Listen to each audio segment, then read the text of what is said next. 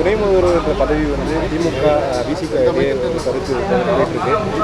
அதை உங்கள் பொதுச் செயலாளர் ஆதரவு என்ன சொல்கிறாருன்னா, வட மாவட்டங்களில் விசிகாலனா திமுக வெல்ல முடியாதுன்ற மாதிரி ஒரு கருத்து வச்சுருக்காரு. அதாவது திமுக கூட்டணியில் விடுதலை சிறுத்தைகள் இருக்கின்றோம், இடதுசாரிகள் இருக்கிறார்கள், மறுமலர்ச்சி திராவிட முன்னேற்ற கழகம் இருக்கின்றது, தமிழக வாழ்வுரிமை கட்சி இருக்கின்றது, மனிதநேய மக்கள் கட்சி இருக்கின்றது.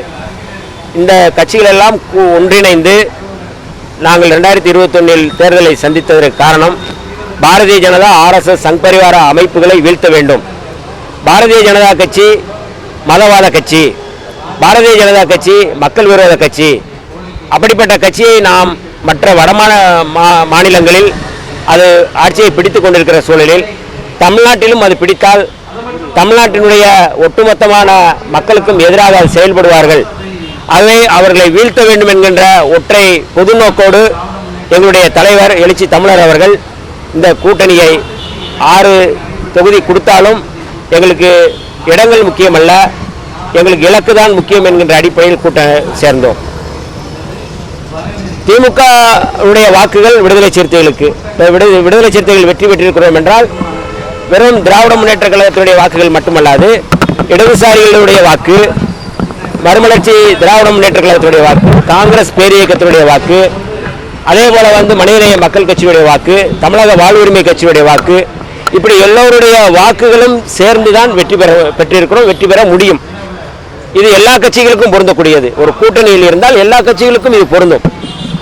ஒரு கட்சி இருந்து அந்த கட்சியின் மூலமாக நாங்கள் வெற்றி பெற்றோம், நாங்கள் இல்லாமல் அவர்கள் வெற்றி பெற முடியாது என்று சொல்வது என்பது ஒரு கூட்டு புரிந்துணர்வு முயற்சியினுடைய பின்னடைவாக நாம் பார்க்க முடியும். ஆகவே ஒரு கூட்டாக சேர்ந்து ஒரு கூட்டணியில் ஒருவருக்கொருவர் புரிந்துணர்வு செய்து இந்த வாக்குகளை நாங்கள் பெற்றிருக்கிறோம். ஆகவே விடுதலை சிறுத்தைகளுடைய வெற்றியிலும் இடதுசாரிகளுடைய பங்கு இருக்கு, திமுகவுடைய வெற்றியில் விடுதலை சிறுத்தைகளுடைய பங்கு இருக்கு, இடதுசாரிகளுடைய பங்கு இருக்கு, மறுமலர்ச்சி திராவிட முன்னேற்ற கழகத்தினுடைய பங்கு இருக்கு, காங்கிரசுடைய பங்கு இருக்கு. ஆகவே அந்தந்த கட்சிகளுடைய வாக்குகள் அடிப்படையில் அவருடைய பங்களிப்பை நாங்கள் மதிக்கின்றோம். ஆகவே இந்த வெற்றி என்பது எல்லோரும் சேர்ந்தெடுத்த வெற்றியாக நாங்கள் பார்க்கிறோம். அவர் பேசும்போது சினிமாவில் இருந்து வந்தவர்கள் துணை முதல்வர் ஆகும்போது எங்களுடைய தலைவர் ஏன் துணை முதல்வர் ஆகக்கூடாதுன்னு ஒரு கேள்வி எனக்கு எழுந்துச்சுன்னு குறிப்பிடாரு. அதை எப்படி பார்க்குறீங்க? இல்லை, அதாவது எங்களுடைய இலக்கு அப்படிங்கிறது, நாங்கள் கட்சி ஆரம்பிச்சிருக்கிறோம் அப்படின்னா நாங்கள் எங்களுடைய கட்சியை அதிகாரத்துக்கு கொண்டு வரணும், எங்களுடைய தலைவர் அவர்கள் முதல்வர் வர வேண்டும் என்கின்ற அடிப்படையில் தான் நாங்கள் கட்சியை ஆரம்பிச்சிருக்கிறோம். அந்த அடிப்படையில் தான் இந்த கருத்து சொல்லப்பட்டிருக்கிறது. அவர் அந்த கருத்து என்பது அவரிடம் தான் நாம் கேட்கணும். இப்போ அந்த கருத்து ஆராசா என்ன சொல்றாருன்னா, உதயநிதி பற்றி விமர்சனம் செஞ்சு அந்த அவர் மீது அது எங்களுக்கு ஏற்புடையதல்ல. ஒரு அதாவது விடுதலை சிறுத்தைகள் எப்போதும் தனிநபர்களை விமர்சிப்பதை ஏற்றுக்கொள்ள மாட்டோம், தனிநபரை விமர்சிப்பதை நாங்கள் ஆதரிக்க மாட்டோம். அது அவருடைய தனிப்பட்ட கருத்து. விடுதலை சிறுத்தைகள் இன்றைக்கு திராவிட முன்னேற்ற கழகத்தின் தலைமையிலான அணியில் தான் தொடர்கிறோம். எங்களுடைய தலைவர் அவர்கள் உறுதிப்படுத்தி இருக்கிறார்கள். ஆகவே இதற்கு மேல் இந்த விவாதத்தை நாங்கள் தொடர விரும்பவில்லை. இல்லை, அது ஏற்புடையதல்லன்னு சொல்கிறோம். ஆதவரஜுடைய கருத்துக்கு ரவிக்குமார் அவர்கள் எதிர்வினை ஆற்றியிருக்கார். அப்போ தலைவர்களுக்குள்ள ஒருங்கிணைவில்லையா விசிகால? இல்லை, அதாவது ஒரு கருத்து சொல்லியிருக்கிறாங்க. அந்த கருத்து எங்களுடைய தலைவர் அவர்கள் முழுமை பெற்ற பிறகு அதை சொல்லுவாங்க. அதாவது ஒவ்வொருத்தரும் ஒரு கருத்து சொல்றாங்க அப்படின்னா ஆட்சியிலும் பங்கு அதிகாரத்திலும் பங்கு அப்படிங்கிற கருத்து கட்சியினுடைய கோட்பாடு நிலைப்பாடு, அது மாற்று கருத்தும் இல்லை. கூடுதலாக சொல்கின்ற கருத்து தனிப்பட்ட முறையில் ஒரு கருத்தை சொல்லியிருக்கலாம். ஆனால் இந்த ஆட்சியிலும் பங்கு அதிகாரத்திலும் பங்கு அப்படிங்கிறதுல எந்த மாற்று கருத்தும் இல்லை.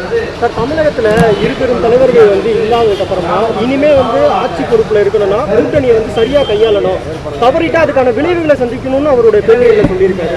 இதை எப்படி பாக்குறீங்க? இல்லை, அதாவது ஒரு பொது நோக்கோடு நாங்கள் செயல்பட்டு கொண்டிருக்கின்றோம். பாஜகவை வீழ்த்த வேண்டும் என்கின்ற ஒற்றை நோக்கோடு செயல்பட்டு கொண்டிருக்கிறோம்.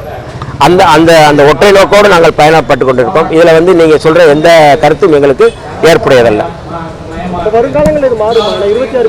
இல்லை, 26 தேர்தலிலும் திராவிட முன்னேற்ற கழகத்தோடு தான் நாங்கள் கூட்டணியில் இருப்போம் என்று எங்களுடைய தலைவர் அவர்கள் தெளிவுபடுத்தியிருக்கிறார்கள். அந்த கருத்து தான் எங்களுடைய கருத்து. உள்ளாட்சி அமைப்புகளுக்கான அல்லது உள்ளாட்சி பிரதிநிதிகளுக்கான அந்த அதிகார பகிர்வு கூடுதல் நிதி வழங்க கோரி இன்றைக்கு மார்க்சிஸ்ட் கம்யூனிஸ்ட் கட்சி சார்பில் நடைபெற்ற இந்த போராட்டத்தில் விடுதலை சிறுத்தைகள் சார்பில் பங்கெடுத்துள்ளோம். உள்ளாட்சி பிரதிநிதிகளுக்கான அந்த அதிகார பகிர்வு ஏற்கனவே 10% தான் அவர்களுக்கான நிதி ஒதுக்கப்படுகிறது. கூடுதலாக 30% ஒதுக்கப்பட வேண்டும் என்கின்ற கோரிக்கை நியாயமானது. அதேபோல ஒன்றிய அரசு உள்ளாட்சி அமைப்புகளை முடக்குகின்ற வகையில் செயல் திட்டங்களை வகுத்திருக்கிறது. அதையும் கண்டித்து மார்க்சிஸ்ட் கம்யூனிஸ்ட் கட்சி சார்பில் இந்த போராட்டம் ஒருங்கிணைக்கப்பட்டிருக்கிறது. இந்த போராட்டத்தை விடுதலை சிறுத்தைகள் சார்பில் பங்கெடுத்து எங்களுடைய தலைவர் எழுச்சி தமிழர் அவர்கள் வர முடியாத சூழலில் தலைவர் அவர்களுடைய சார்பில் பங்கெடுத்து இந்த உள்ளாட்சி பிரதிநிதிகளுக்கான அந்த நியாயமான கோரிக்கையை விடுதலை சிறுத்தைகள் வரவேற்கிறோம். அந்த கோரிக்கையை தமிழ்நாடு அரசும் செயல்படுத்த வேண்டும் என்று தமிழ்நாடு அரசுக்கு நாங்கள் கோரிக்கை வைக்கின்றோம்.